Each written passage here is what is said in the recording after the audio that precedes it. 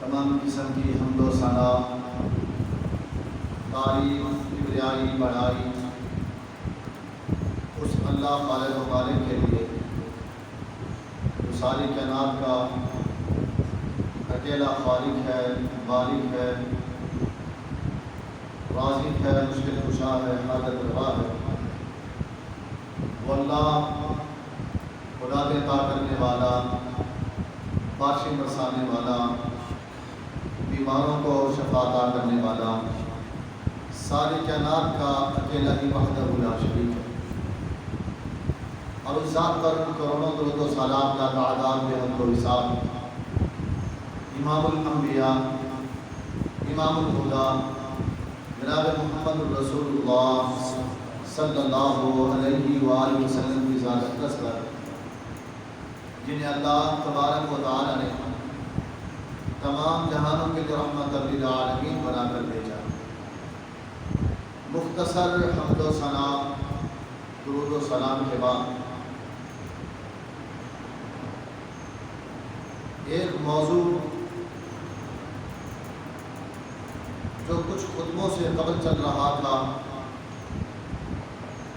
جمعہ کے مسائل کے متعلق،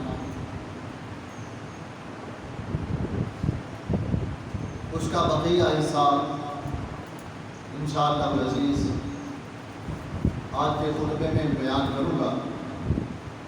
اللہ خالق و مالک سے دعا ہے اللہ رب العالمین مجھے قرآن و حدیث سے حق بات کو بیان کرنے اور اللہ ہم سب کو عمل کرنے کی توفیق عطا فرمائے۔ اللہ رب العالمین نے جمعہ المبارک کا دن بڑا ہی بابرکت دن بنایا ہے۔ اللہ نے اس دن کو بڑی شان، بڑا مقام عطا کیا ہے۔ باقی دنوں کی نسبت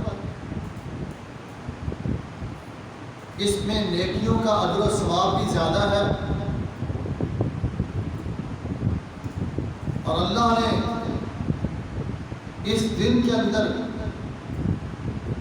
کچھ قواعد و ضوابط رکھے ہیں۔ اس شخص کے لیے جو شخص نماز جمعہ ادا کرنے کے لیے مسجد میں آنے کا ارادہ رکھتا ہے، اسلام کے کچھ قواعد و ضوابط آپ سن چکے ہیں۔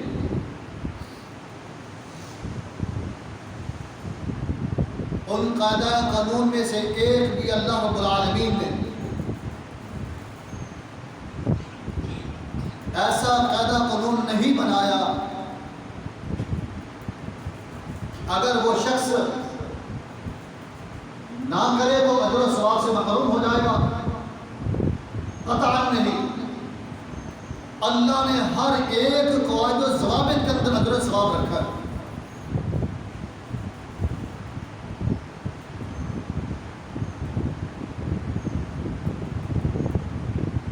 ہر ادارہ اپنے قانون بناتا ہے، ہر کمپنی اپنی چیز کو بیچنے کے لیے کچھ قاعدہ قانون بناتی ہے۔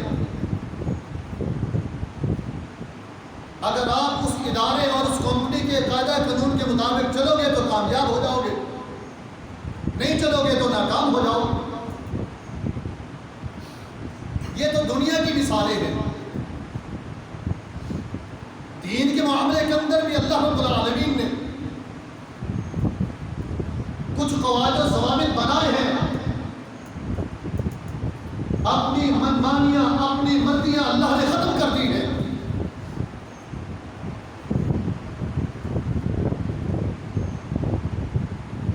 اس میں ایک بڑا قاعدہ قانون یہ ہے کہ اگر تم میں سے کوئی شخص مسجد میں نماز جمعہ کے لیے داخل ہو چکا ہے،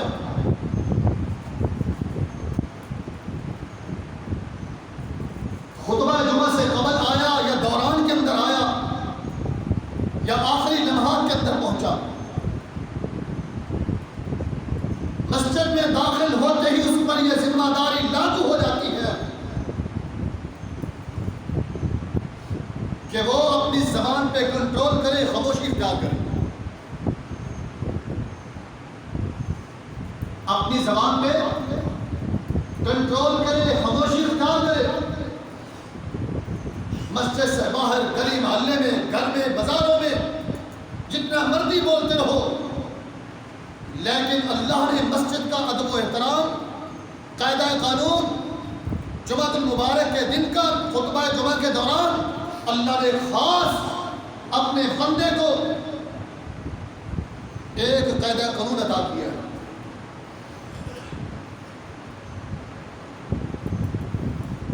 اتنا سخت حکم ہے،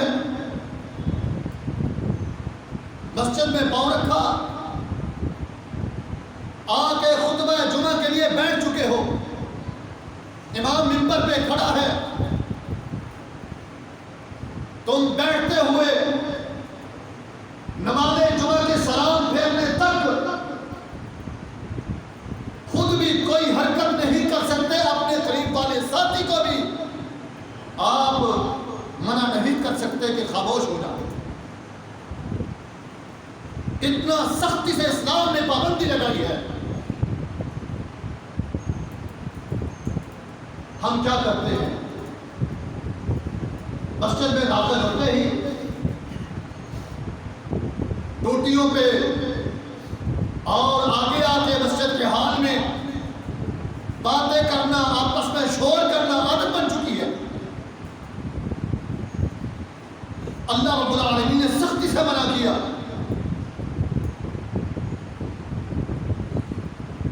وہ سیدنا عمر رضی اللہ عنہ کا قول عمل آپ کے سامنے ہے۔ دو شخص مسجد میں بلند آواز سے باتیں کر رہے تھے، منبر کے قریب بیٹھے ہیں، ایک مسئلے کے متعلق۔ عمر بن خطاب رضی اللہ عنہ کیا کہتے ہیں؟ اگر تم مدینہ کے رہنے والے ہوتے،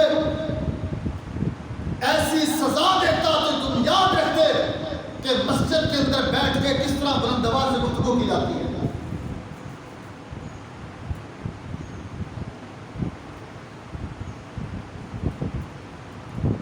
مسجد میں خطبہ جمعہ کے دوران اگر کسی نے کسی کو کہہ دیا خاموش ہو جا، خود باتیں کرتا رہا، اپنا سارے خطبے کا اجر و ثواب ضائع کر کے گھر کو چلا جائے۔ صحیح بخاری اور مسلم کے اندر حدیث ہے، سیدنا ابو ہریرہ رضی اللہ تعالی بیان کرتے ہیں، امام کائنات محمد رسول اللہ صلی اللہ علیہ وسلم نے فرمایا، اذا قلت لصاحبك يوم الجمعة امسك والامام يخطب فقد لغوت، اگر تو نے خطبہ جمعہ کے دوران اپنے ساتھی کو یہ کہہ دیا کہ خاموش ہو جا، اس وقت جب امام منبر پہ کھڑے ہو کے خطبہ دے رہا ہو، فقد لغوت، تو نے لغو بات کی ہے، تو نے بھی ہوتا بات کی ہے، اپنے خطبہ جمعہ کے دوران کا اجر و ثواب تو ضائع کر چکا ہے۔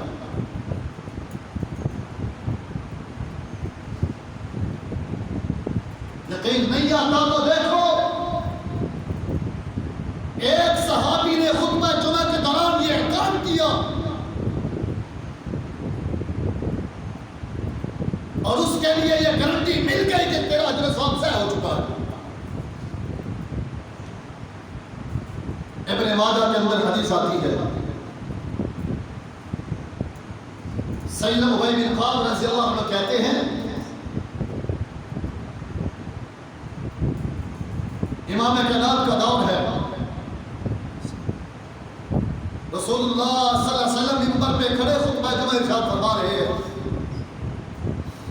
صحابہ مسجد نبوی کے اندر بیٹھے ہیں، ابی بن کعب کہتے ہیں میں بھی صحابہ کے اندر موجود ہوں. آقا منبر پہ کھڑے خطبہ جمعہ کے دوران سورۃ الملک کی تلاوت کر رہے ہیں. سورۃ الملک کی تلاوت خطبہ جمعہ کے دوران ارشاد فرمائی. ابی بن کعب کہتے ہیں میرے قریب ابو ذر رضی اللہ عنہ بیٹھے ہوئے تھے. صحابی رسول ہے, قریب بیٹھے ہیں. کہتے ہیں میری طرف آنکھوں سے اشارہ کیا, مجھ سے پوچھا ابی پیارے پیغمبر نے اللہ کی قرآن کو پڑھا ہے, سورۃ الملک کی تلاوت کی ہے, بتاؤ یہ سورت کب نازل ہوئی تھی؟ اس سورت کو آج میں نے پہلی دفعہ سنا ہے.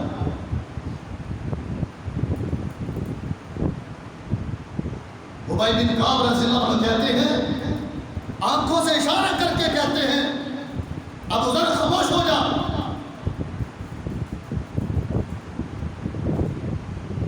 کہتے ہیں ابو ذر رضی اللہ عنہ خاموش ہو گئے. خطبہ جمعہ مکمل ہوا, نماز جمعہ آقا کے پیچھے ادا کی. سلام پھرنے کے بعد جن لوگوں کو جلدی تھی مسجد سے اٹھ کے چلے گئے, اپنے گھروں کو لوٹ گئے. کچھ لوگ باقی بچے. ان باقی بچنے والوں میں سے ابی بن کعب کہتے ہیں میں بھی تھا, ابو ذر بھی تھے. میرے پاس ابو ذر رضی اللہ تعالی عنہ آئے, قریب ہو کے کہتے ہیں ابی میں نے خطبہ جمعہ کے دوران یہ بات پوچھی تھی, آقا نے قرآن کی تلاوت کی, میں نے یہ پوچھا تھا کہ یہ جو سورت آج پڑھی گئی ہے میں نے پہلی دفعہ سنی ہے, یہ کب نازل ہوئی ہے؟ ابی بن کعب رضی اللہ عنہ اس سورت کا جواب دینے کی بجائے کہتے کیا ہے, ابو ذر آج تو اپنے خطبہ جمعہ کا ادب ضائع کر چکا ہے. گھر کو اگر جائے گا صرف نماز کا ادب لے کے جائے گا, خطبہ جمعہ کا ادب تیرا ضائع ہو چکا ہے. ابو ذر رضی اللہ عنہ کہتے ہو بھائی یہ کیسی بات کرتا ہے, تو کون ہے فتویٰ لگانے والا, میرے اجر و ثواب کو ضائع کرنے والا, تجھ کو کس نے گارنٹی دی ہے, تجھ کو یہ اتھارٹی کس نے دی ہے؟ کہتے ہیں میں نے آقا سے جا کے تصدیق کر دی ہے. ابو ذر رضی اللہ عنہ نے ابی بن کعب کا ہاتھ تھاما, پہلے پیغمبر کے پاس لے گئے. آقا یہ بات ہوئی ہے خطبہ جمعہ کے دوران, بات میں نے تصدیق کی ہے. ابی بن کعب نے یہ فتویٰ لگایا ہے کہ تیرا اجر و ثواب ضائع ہو چکا ہے. آقا اس کے متعلق کیا ہے؟ پیارے پیغمبر علیہ السلام نے فرمایا صادق ابی, ابو ذر سن لے, ابی بن کعب نے جو کہا ہے سچ کہا ہے. اللہ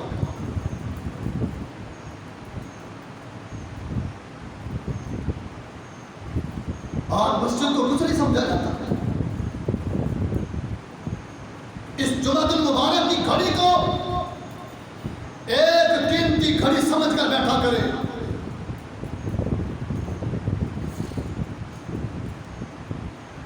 یقین نہیں آتا تو ایک اور حدیث سنو جو سنن ابو داؤد کے اندر موجود ہے. سیدنا عبداللہ بن عمرو بن عاص رضی اللہ عنہ کہتے ہیں رسول اللہ صلی اللہ علیہ وسلم نے فرمایا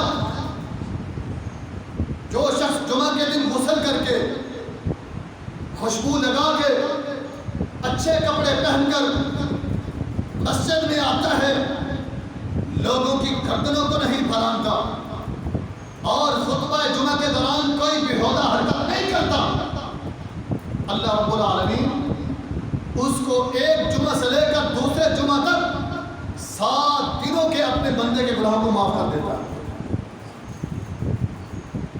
کیا آپ اس قیمتی گھڑی کو کچھ نہیں سمجھتے؟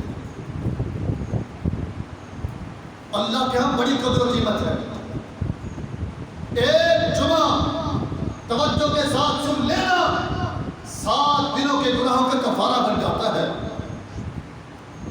پھر آقا علیہ السلام نے فرمایا ہاں اگر کوئی شخص خطبہ جمعہ کے دوران کوئی حرکت کرتا ہے، لوگوں کی گردنوں کو پھلانگتا ہے، یاد رکھو اس کی ان حرکات کی وجہ سے وہ آیا تھا صرف نماز ظہر کا اجر لے کے جاتا ہے، باقی کچھ نہیں ملتا۔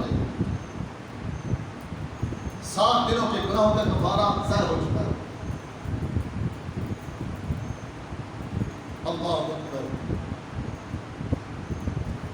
اسلام 3 شخص کا تذکرہ کرتا ہے جو جمعہ المبارک کے دن نماز جمعہ کے لیے مسجد میں آتا ہے۔ ان آنے والوں میں سے 3 قسم کے لوگ ہوتے ہیں۔ سنن ابو داؤد کے اندر حدیث موجود ہے، امام البانی رحمہ اللہ نے اس کو صحیح کہا ہے۔ سیدنا عبداللہ بن عمر رضی اللہ عنہ کہتے ہیں رسول اللہ صلی اللہ علیہ وسلم نے فرمایا نماز جمعہ کے لیے آنے والے 3 قسم کے لوگ ہوتے ہیں۔ ایک وہ شخص ہے جو گھر سے صرف نماز جمعہ کا ارادہ لے کے آتا ہے اور پھر آ کے اس کو پتا تھا کہ میں نے نماز جمعہ ہی ادا کرنی اور کچھ نہیں کرنا، وہ لازمی طور پہ مسجد میں بیٹھ کے بیہودہ حرکتیں کرتا ہے، لوگوں سے باتیں کرتا ہے۔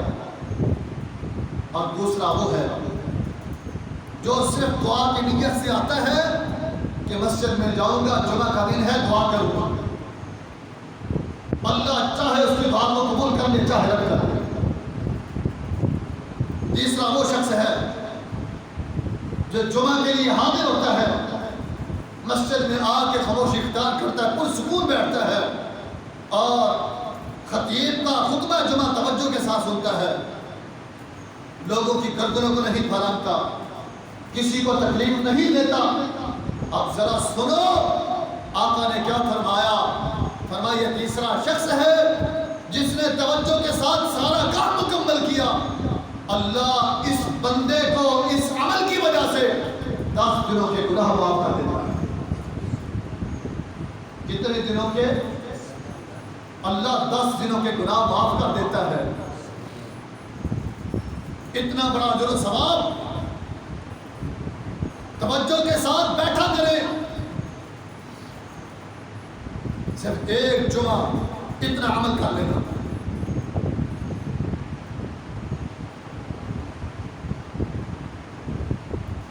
اب اپنے آپ کا خود بندہ اندازہ لگائے، غور و فکر کرے کہ میں آنے والے لوگوں میں سے میری کن لوگوں کے اندر اپنے آپ کی شمار کی جاتی ہے، میں کس کیٹیگری کے اندر جاتا ہوں۔ اللہ رب العالمین نے اس دن کو بڑا قیمتی دن بنایا ہے، قواعد و ضوابط، قاعدہ قانون اللہ نے زبردست رکھے ہیں، اس پہ عمل کرو گے اللہ بہت برکتیں عطا فرمائے گا، گناہ معاف ہوتے چلے جائیں گے۔ اللہ نے ایک اور شان عطا کی ہے، اس دن کے اندر جمعہ المبارک کے دن کے اندر اللہ نے ایک مبارک گھڑی رکھی ہے، جس گھڑی میں جو شخص بھی دعا کرتا اللہ اس کو قبول کر لیتا، اللہ اس کی دعا کو قبول کر لیتا ہے۔ صحیح بخاری اور مسلم کے اندر حدیث ہے، سیدنا ابو ہریرہ رضی اللہ عنہ کہتے ہیں رسول اللہ صلی اللہ علیہ وسلم نے فرمایا جمعہ کے دن ایک گھڑی ایسی آتی ہے جس گھڑی کے اندر جو شخص نماز پڑھ رہا ہو اور جو دعا مانگ رہا ہو، اللہ اپنے بندے کی گئی عبادت، کی گئی دعا اللہ ضرور قبول کرتا ہے، اللہ اس دعا کو کبھی رد نہیں کرتا۔ آقا نے خود اپنے ہاتھ سے اشارہ کر کے فرمایا میرے صحابہ سن لو، وہ گھڑی اتنی سی گھڑی ہے، آپ نے اتنا لمبا اشارہ نہیں کیا، اتنا نہیں کیا، آپ نے فرمایا وہ اتنی سی گھڑی ہے،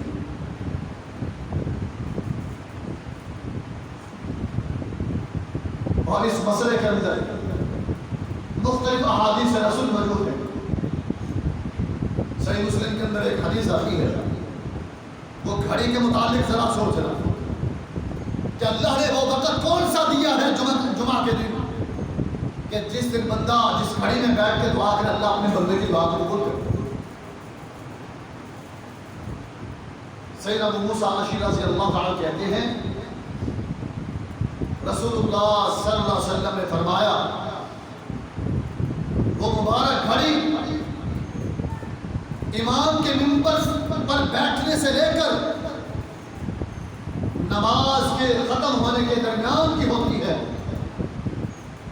امام آیا منبر پہ بیٹھا، اس وقت سے لے کر امام نے سلام پھیرا، یہ جو بھی لمحہ ہے، جو بھی گھڑی ہے، اللہ کسی کے دوران اللہ اپنے بندے کی دعا کو قبول کرتا ہے۔ ایک حدیث دوسری سنن ابو داؤد کے اندر آتی ہے، سیدنا جابر بن عبداللہ رضی اللہ عنہ کہتے ہیں رسول اللہ صلی اللہ علیہ وسلم نے فرمایا جمعہ کے دن 12 گھڑیاں ہوتی ہیں، جمعہ کے دن 12 گھڑیاں ہوتی ہیں، نماز فجر سے لے کر نماز مغرب تک۔ اللہ نے پورے دن کو 12 وقتوں کے اندر تقسیم کر دیا۔ فرمایا ان گھڑیوں میں سے ایک گھڑی ایسی ہے جس میں دعا کی گئی اللہ قبول کرتا ہے۔ آپ نے فرمایا اگر تم اس گھڑی کو تلاش کرنا چاہتے ہو تو عصر کے بعد آخری گھڑی کے اندر اس کو تلاش کرو، آخری وقت کے اندر تلاش کرو، غروب آفتاب سے قبل وہ گھڑی ہے اس میں تم دعا کیا کرو، اللہ قبول کرتا ہے۔ ابن ماجہ کے اندر حدیث آتی ہے، سیدنا عبداللہ بن سلام رضی اللہ عنہ کہتے ہیں اس قبولیت کی گھڑی کے متعلق میں نے تورات کے اندر پڑھا، اللہ نے اس کا تذکرہ تورات کے اندر بھی کر دیا، کیونکہ سیدنا عبداللہ بن سلام رضی اللہ عنہ تورات کے حافظ تھے، انہوں نے بعد میں اسلام قبول کیا۔ کہتے ہیں میں نے تورات کے اندر اس گھڑی کے متعلق پڑھا، اسلام قبول کرنے کے بعد ایک دن میں نے رسول اللہ صلی اللہ علیہ وسلم سے پوچھا آقا مجھے بتلائیے کہ وہ گھڑی کون سی ہے جمعہ کے دن جس میں اللہ اپنے بندے کی دعا قبول کرتا ہے۔ آقا نے کیا فرمایا، یا آخر ساعت من ساعت النہار، وہ دن کی آخری گھڑی میں سے ایک گھڑی ہے، دن کے آخری وقت کے اندر وہ وقت ہے جس میں دعا کرنے والا دعا کرتا اللہ قبول کرتا ہے۔ عبداللہ بن سلام کہتے ہیں آقا آپ نے فرمایا جو بندہ نماز پڑھ رہا ہو اور دعا کر رہا ہو اللہ قبول کرتا ہے، وہ وقت تو نماز کا وقت نہیں ہے، وہ وقت نماز کا وقت نہیں ہے۔ پیارے پیغمبر علیہ السلام نے فرمایا عبداللہ کیا تو نے وہ حدیث نہیں سنی، جو بندہ فرض نماز ادا کرنے کے بعد اپنی جگہ پہ جتنی دیر تک بیٹھا رہتا ہے گویا کہ وہ نماز کی حالت کے اندر ہے، اللہ اس بندے کو نماز کا جو ثواب ادا کرتے ہیں جتنی دیر تک اپنی جگہ پہ بیٹھا رہتا ہے۔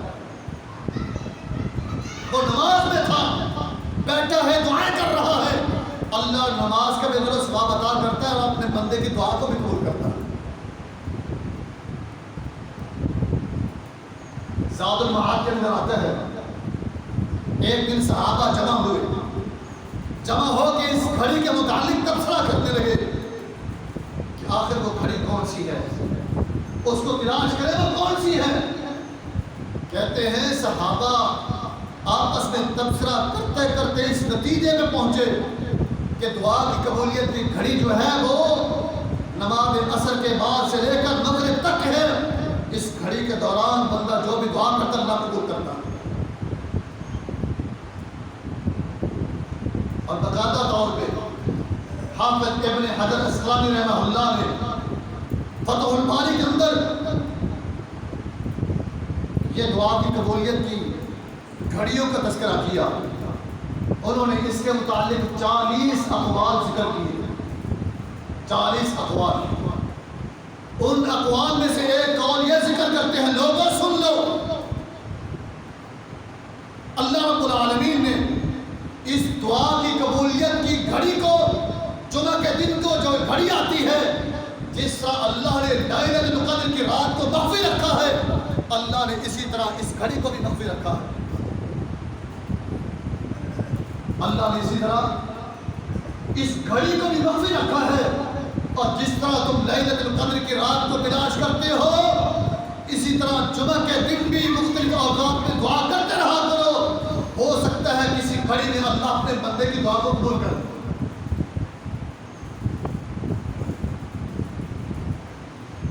اب پتہ چل چکا ہے آپ کو، میں نے آپ کے سامنے ساری احادیث، محدثین کے اقوال اور یہ ساری باتیں ذکر کر دی ہیں۔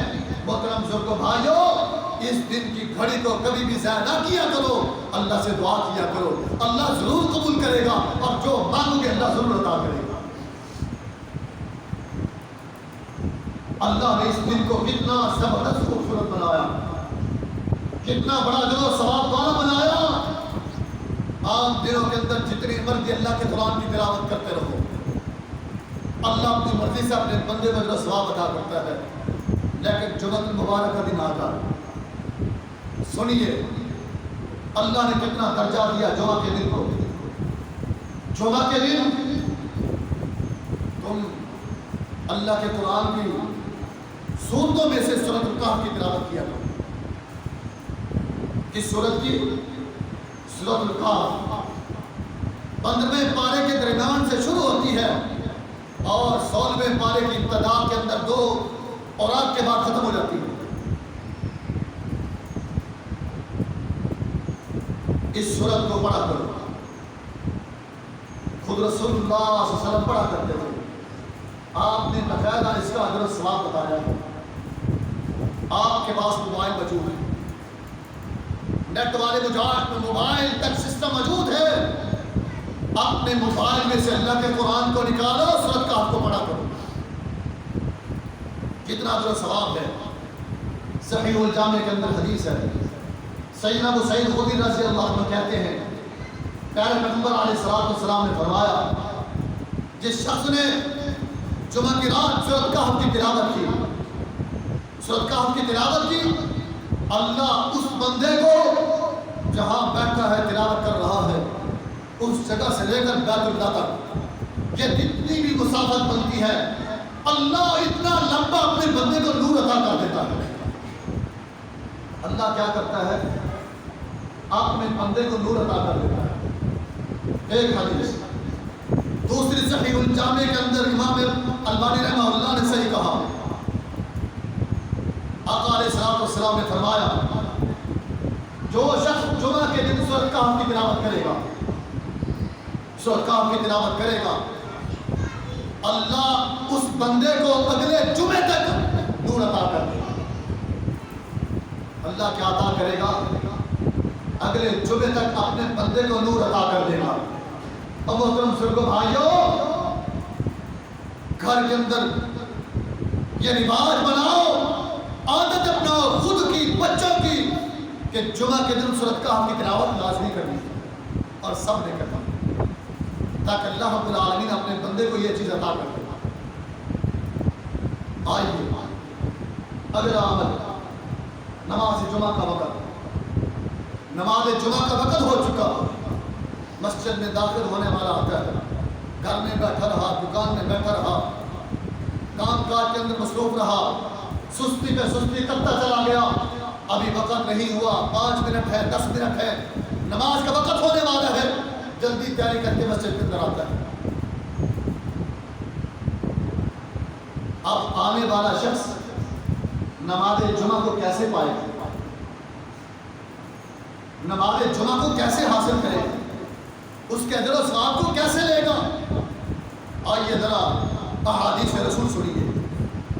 ابن ماجہ کے اندر حدیث آتی ہے، سیدنا ابو ہریرہ رضی اللہ عنہ کہتے ہیں، پیارے پیغمبر محمد رسول اللہ صلی اللہ علیہ وسلم نے فرمایا، جو شخص نماز جمعہ کے لیے مسجد کے اندر داخل ہوا، داخل ہوتے ہی امام نماز جمعہ پڑھا رہا ہے، آیا اس نے امام کے ساتھ ایک رکعت کو پایا، ایک رکعت ہو چکی تھی، اور اس نے آ کے آخری رکعت کو پایا، فرمایا جو ایک رکعت امام کے ساتھ پا لے اس کو چاہیے کہ وہ کھڑے ہو کر دوسری رکعت ادا کرے، دوسری رکعت ادا کرے۔ سورہ نسائی کے اندر بھی یہی آتا ہے کہ جو شخص امام کے ساتھ ایک رکعت کو پا لیتا ہے وہ بندہ نماز جمعہ کے اجر و ثواب کو لے لیتا ہے۔ کس چیز کا ثواب؟ صرف نماز جمعہ ایک رکعت۔ اور آنے والا شخص اگر دونوں رکعت نہیں پا سکتا، آیا ہے آخری اتحیات کے اندر شامل ہوا، آخری رکوع کے اندر شامل ہوا، اس کے اندر بعض صحابہ کا یہ عمل ہے، بعض صحابہ کا یہ قول ہے کہ آنے والا شخص جو آخری اتحیات کے اندر شامل ہوا، اب اس کو چاہیے کہ وہ کھڑے ہو کر 2 رکعت ادا کرنے کی بجائے 4 رکعت ادا کرے، نماز ظہر ادا کرے، کیونکہ یہ نماز جمعہ ختم اپنے لیے طے کر کے آیا۔ اسلام کس طرح قواعد و ضوابط دیتا ہے۔ آج بنے بنائے دین، بنی بنائی باتیں سن کے کہتے ہیں دین ہے، ٹھیک ہے، جو مل رہا ہے سب ٹھیک ہے، پر کو اسلام رہنمائی کرتا ہے، تربیت کرتا ہے، ایک ایک نیکی پر اگر اسلام کے مطابق نیکی کرو گے اللہ تعالیٰ ثواب عطا کرے گا۔ اسلام کے قواعد و ضوابط سے ہٹ جاؤ گے، من مانیاں کرو گے، مرضیاں کرو گے، لوگوں کے بتائے ہوئے دین پہ عمل کرو گے، پھر اجر و ثواب پہ اللہ کے ہاں کوئی امید نہ رکھے۔ یہ تو نماز جمعہ کا معاملہ ہے۔ نماز جمعہ ادا کرنے کے بعد اب بندے کے لیے کچھ اور کا قواعد و ضوابط ہے کہ بقیہ نماز جو ہم سنتے ادا کرتے ہیں، نماز جمعہ کے بعد سنتے ادا کرتے ہیں، وہ کس طرح کیسے ادا کرنے چاہیے۔ اللہ کی قسم اسلام کوئی جگہ بھی ایسی نہیں چھوڑتا جس جگہ پہ اپنے بندے کی رہنمائی نہ کرتا ہو۔ ایک ایک قدم پہ اسلام رہنمائی کرتا ہے اور زبردست، بہترین، آسان۔ اللہ اکبر۔ اس کے متعلق نماز جمعہ کے بعد پیارے پیغمبر علیہ الصلوۃ والسلام کا ذاتی عمل کیا ہے۔ سیدنا عبداللہ بن عمر رضی اللہ عنہ کہتے ہیں، صحیح بخاری مسلم کے اندر حدیث ہے کہ رسول اللہ صلی اللہ علیہ وسلم بعض دفعہ نماز ظہر کے بعد 2 رکعت ادا کرتے ہیں، نماز مغرب کے بعد 2 رکعت ادا کرتے ہیں، اور نماز عشاء کے بعد بھی صرف 2 رکعت ادا کرتے ہیں، اور نماز جمعہ کے بعد بھی صرف 2 رکعت ادا کیا کرتے تھے۔ آئیے آگے چلتے ہیں، امت مسلمہ کے لیے کیا حکم ہے۔ پیارے پیغمبر علیہ الصلوۃ والسلام نے اپنی امت کے لیے کیا حکم دیا۔ صحیح مسلم کے اندر حدیث آتی ہے، سیدنا ابو ہریرہ رضی اللہ عنہ کہتے ہیں رسول اللہ صلی اللہ علیہ وسلم نے فرمایا، جو شخص نماز جمعہ مسجد کے اندر ادا کرے، امام کے ساتھ ادا کرے، پھر نماز جمعہ ادا کرنے کے بعد اس کو چاہیے کہ وہ نماز جمعہ کے بعد کچھ نماز ادا کرے۔ کیا فرمایا؟ اس کو چاہیے کہ وہ 4 رکعت ادا کرے۔ کتنے؟ 4 رکعت۔ مسجد کے اندر 2 کر کے 4 رکعت ادا کرے۔ کوئی شخص کسی حدیث سے یہ ثابت کر کے دکھا دے کہ پیارے پیغمبر کے دور کے اندر صحابہ نے نماز جمعہ کے بعد احتیاطاً نماز ظہر ادا کی ہو، یہ نماز جمعہ کیا ہے؟ یہ نماز ظہر ہے۔ نماز جمعہ کیا ہے؟ یہ اللہ رب العالمین کی طرف سے عطا کردہ یہ ایک نماز ہے، کوئی شخص اس کے اندر رد و بدل نہیں کر سکتا۔ اگر نماز ظہر احتیاطاً ادا کرنی ہوتی تو پیارے پیغمبر اپنے صحابہ کو ضرور حکم دیتے، اور میرے صحابہ نماز جمعہ میرے ساتھ ادا کر چکے ہو، نماز جمعہ کے بعد احتیاطاً نماز ظہر کی 4 رکعت پڑھ کے جاؤ۔ آپ نے کیا فرمایا؟ جو شخص نماز جمعہ امام کے ساتھ ادا کرے، نماز جمعہ کے بعد 4 رکعت ادا کرے سنت، اور 2 کر دو۔ پھر فرمایا رسول اللہ صلی اللہ علیہ وسلم فرماتے ہیں اگر کسی شخص کو جلدی ہو گھر جانے کی، رسول اللہ صلی اللہ علیہ وسلم کا عمل کیا ہے؟ پیارے پیغمبر علیہ السلام بعض دفعہ نماز جمعہ کے بعد مسجد کے اندر کوئی سنت ادا نہیں کرتے تھے، آقا مسجد سے اٹھتے اپنے گھر میں جا کے 2 رکعت ادا کیا کرتے تھے، صرف 2 رکعت۔ محدثین نے لکھا پیارے پیغمبر علیہ السلام نے فرمایا اگر کسی شخص کو جلدی ہے وہ نماز جمعہ کے بعد 2 رکعت مسجد میں ادا کرے اور گھر میں جا کر بھی 2 رکعت ادا کرے۔ فرمایا اس سے بھی جلدی ہے، بہت جلدی ہے، پھر پیارے پیغمبر کی سنت پہ عمل کرے، مسجد میں کچھ ادا نہیں کر سکا، گھر جاتے ہی نماز جمعہ کے بعد 2 رکعت لازمی ادا کرے۔ یہ اسلام ہے، اسلام کی تربیت ہے۔ محترم بزرگوں بھائیوں، اسلام کی تربیت کو دیکھو، اللہ کے قرآن کو، پیارے پیغمبر کے اعمال کو اگر زندگی بسر کرو گے اس طریقے سے، اللہ برکت عطا فرمائے گا، اللہ اجر و ثواب عطا فرمائے گا۔ سنی سنائی باتیں چھوڑو، بنا بنایا دین چھوڑو، جو جس نے کہا اس کے پیچھے چل پڑے۔ آج تو اس امت کی یہ کیفیت اور حالت ہو چکی ہے۔ محرم 10 محرم الحرام کے دن دیکھا دیکھی میں لوگ چل پڑتے ہیں، اس نے جوتا اتارا میں بھی اتار لیتا ہوں، اور جناب یہ ماتم کر رہا ہے میں بھی کر لیتا ہوں، یہ جناب یہ دعوتیں کر رہا ہے، نظرانیات دے رہا ہے میں بھی دے دوں۔ دیکھا دیکھی بھی سب کچھ کر رہے ہیں۔ ہماری حالت اور کیفیت یہ ہے، اگر کوئی شخص اپنے سیدھے ٹریک پہ چل رہا ہو، روڈ پہ چل رہا ہو، چلتے چلتے راستہ دوسرا تبدیل کر لے، ہم سمجھتے کیا ہے؟ لگتا ہے آگے راستہ خراب ہے، اس نے راستہ بدلا ہے میں اس کے پیچھے چل پڑوں، اس طرح چل پڑتے ہیں، جی چاہے 2 کلومیٹر کے بعد وہ بھی راستہ بند ہو، وہیں سارے کھڑے ہوتے ہیں۔ یہ کیا بنا؟ ہم تو جناب دیکھا دیکھی ایک دوسرے کے پیچھے چل پڑتے ہیں، لیکن کبھی پرکھا نہ دیکھا نہ کیا مسئلہ ہے، کیا حقیقت ہے۔ اگر آج ہم اپنے علماء سے اور بیان کرنے والوں سے، جو جس نے بیان کیا اس سے تحقیق کر لیں، یاد رکھو انشاءاللہ اسلام صحیح طریقے سے بیان ہونا شروع ہو جائے گا اور لوگ سیدھے راستے پہ آ جائیں گے۔ دیکھا دیکھی میں چھوڑ دو، وہی عمل کرو جو اللہ اور اس کے رسول نے بتایا۔